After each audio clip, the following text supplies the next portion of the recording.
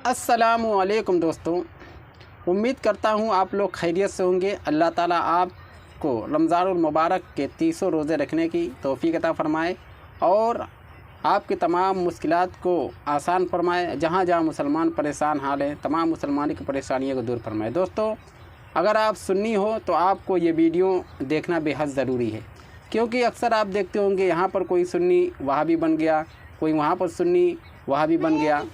दोस्तों, हम अगर ऐसे बयानात को सुनेंगे तो हमें मालूमात रहेगी, हम सुन्नी से वहाबी नहीं बन सकेंगे। दोस्तों, इसलिए ऐसे बयानात को भी हमें और आपको सुनना बेहद ज़रूरी है, ताकि कोई भी वहाबी हमें अपनी तरफ माइल ना कर सके। ये लोग पहले मीठी मीठी बातें करते हैं, फिर दोस्तों कहेंगे कि मज़ारों पर जाना शिर्क और नियाज़ दिलाना शिर्क बिदात, बहुत सारी ऐसी बातें। दोस्तों, आइए वीडियो पूरा देखें ज़रूर।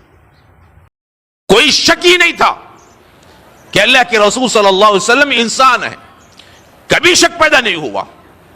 इसी वजह से जब इंतकाल हुआ, किसी ने नहीं कहा कि नूर है ऊपर चले जाएंगे, हम रख के देखते हैं। कहा कि क्या है, कब्र खोदने की तैयारी करो। का अकीदा नहीं है, बल्कि रसूल सल्लल्लाहु अलैहि वसल्लम के बारे में कुरान हकीम हमें तालीम देता है।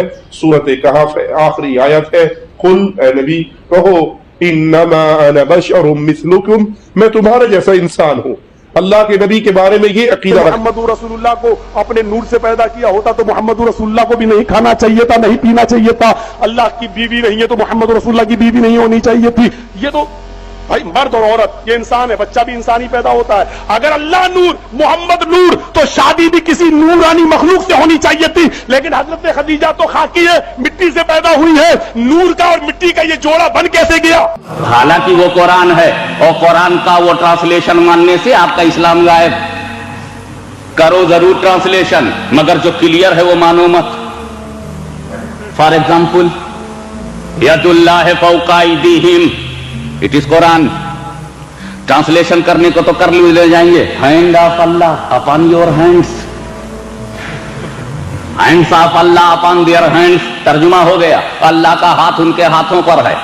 यदुल्लाह, यद माने हैंड, यदुल्लाह हैंड ऑफ अल्लाह, यदुल्लाह अल्लाह का हाथ। तर्जुमा करने को तो कर गए। अब कितने मौलवी हैं जो कुरान की बेसिस पर अल्लाह को हाथ माने। अल्लाह को हाथ है, अल्लाह को पैर है, अल्लाह को बॉडी है, अल्लाह के जिस्म है। जब जिस्म ही नहीं तो हाथ कहां से आएगा? और जब हाथ मानेंगे तो इस्लाम में रह पाओगे? अगर हाथ मान लिया तो फिर वो जगह भी माननी पड़ेगी जहां हाथ फिक्स होता है। और जब चेस्ट मान लिया तो पेट मानने में क्या तकलीफ है? और जब पेट मांगोगे तो दो टांग तो जरूर फाउंडेशन के लिए मानना पड़ेगा। चले थे खुदा मानने, पूरा बुत तैयार है। अल्लाह हाथ पैर से पाक है, जिस्मानियात से पाक है। ना अल्लाह को बॉडी है, ना उसको स्ट्रक्चर है, ना वो स्टेच्यू है, ना उसके हैंड है, ना उसके लेग्स है, ना उसके बॉडी है। ईमान यह है कि अल्लाह को हाथ नहीं, और कुरान यह है यदुल्लाह। ईमान यह है कि अल्लाह के पैर नहीं है, हाथ नहीं है, but Quran is saying that यदुल्लाह। तो यदुल्लाह से इनकार करो तो काफिर, और हाथ मान लो तो काफिर। इसलिए कि यदुल्लाह से इनकार किया तो डिनाई ऑफ कुरान, और मान लिया तो पिक्चर ऑफ अल्लाह।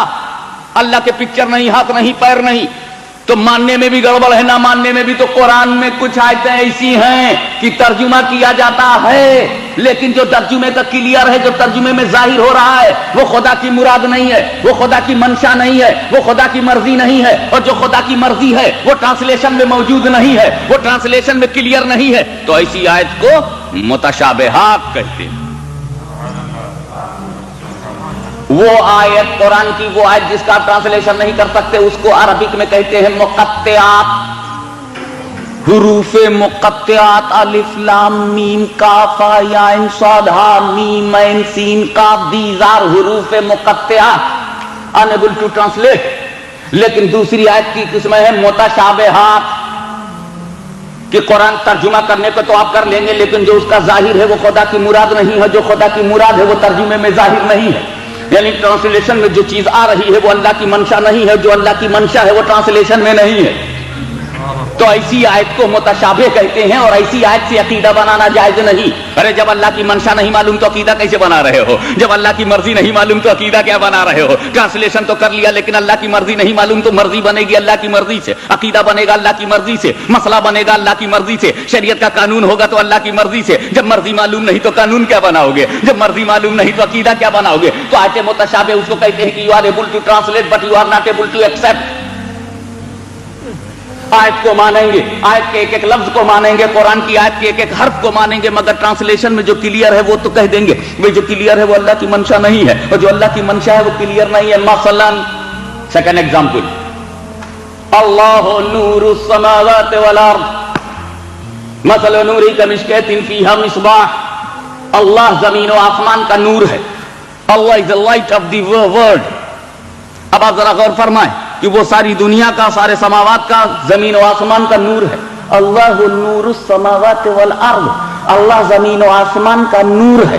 اللہ نور ہے. مثل نور ہی, اس کے نور کی مثال.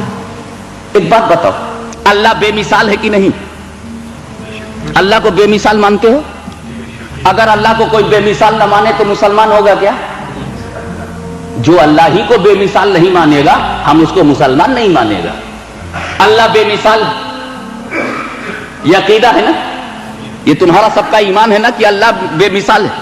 اللہ کی ہر صفت بے مثال ہے, اللہ کی ذات بے مثال ہے, اس کی صفت بے مثال ہے. اللہ کا نور ہونا بے مثال ہے کہ نہیں؟ تو ہمارا ایمان یہ ہے کہ اللہ نور ہے اور نور بے مثال ہے, لیکن اس بے مثال کی قرآن مثال دے رہا ہے. مثل نور ہی, اس کے نور کی مثال. یہ قرآن بے مثال کی کیسی مثال؟ تو ہم یہی کہیں گے کہ ترجمے میں جو کلیئر ہو رہا ہے کہ اللہ قرآن مثال دے رہا ہے, یہ خدا کی منشا نہیں ہے, اور جو خدا کی منشا ہے وہ ٹرانسلیشن میں کلیئر نہیں ہے. تو یہ آیت ہو گئی متشابہ, اس لیے اس آیت سے عقیدہ بنانا جائز نہیں. مثلا قل انما انا بشر مثلکم, اے محبوب کہہ دیجئے, او پروفیٹ سے, I am a man like you. اب سوال یہ پیدا ہوتا ہے رسول نے یہ بات کس سے کہی؟ I am a man like you, میں بشر ہوں تمہاری طرح, مثلکم لائک یو. تو یہ یو میں کون لوگ ہیں؟ تو جلالین شریف کی تفسیر بھی اٹھا کے دیگر تفاسیر بھی دیکھیں گے تو ملے گا آئل کفار, یعنی کفار سے کہا رسول نے. تو اب رزلٹ آیا آئی ایم اے مین لائک کافر, جس سے کہا ہے میں نہ گھٹاؤں گا نہ بڑھاؤں گا اپنی طرف سے. فیکٹ چاہے جتنا کڑوا ہو میں فیکٹ بیان کروں گا کیونکہ میں ریئلسٹ ہوں.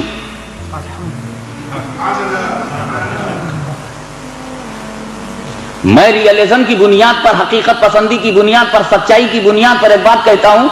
رسول نے یہ بات جب کافروں سے کہی کہ میں تمہاری طرح ہوں, تو پتا چلا کہ ایگزامپل جو ہے کافروں کی طرف جا رہا ہے. I am a man like you, تو کافروں سے رسول نے کہا میں تمہاری طرح بشر ہوں, تو اس کا مطلب یہ ہوا کہ میرا رسول ابو جہل کی طرح بشر ہے, میرا رسول ابو لہب کی طرح بشر ہے, میرا رسول اتباع و شیبہ کی طرح بشر ہے, میرا رسول کافروں کی طرح بشر ہے, بت پرستوں کی طرح بشر ہے, دریدہ دہنوں کی طرح بشر ہے, گستاخوں کی طرح بشر ہے, اللہ کے غداروں کی طرح بشر ہے, کعبے کی بے عزتی کرنے والوں کی طرح بشر ہے. اس لیے کہ رسول اسی قوم سے کہہ رہے ہیں, رسول اسی جماعت سے کہہ رہے ہیں میں تمہاری طرح بشر ہوں. تو یہ ہو سکتا ہے کیا تمہارا عقیدہ ہے رسول ابو جہل کی طرح بشر ہیں؟ کوئی مانے گا اس بات کو کہ رسول ابو لہب کی طرح بشر ہیں, تو پھر ابو لہب سے رسول نے کیوں کہا؟ اس کا مطلب یہ ہے کہ ٹرانسلیشن میں جو ظاہر ہو رہا ہے وہ خدا کی منشا نہیں ہے, اور جو خدا کی منشا ہے وہ ٹرانسلیشن میں ظاہر نہیں ہے. تو یہ آیت بھی متشابہ ہے, اور پھر اس آیت سے عقیدہ بنانا بھی ناجائز ہے. میں چکر میں پڑ گیا, جس سے جائز ہے اس سے عقیدہ بناتے نہیں, جس سے جائز نہیں اس سے کیوں بناتے ہیں؟ میاں کہا جو جائز ہے وہ جائز سے بنائے گا, جو ناجائز ہے وہ ناجائز سے بنائے گا. اللہم صلی علی سیدنا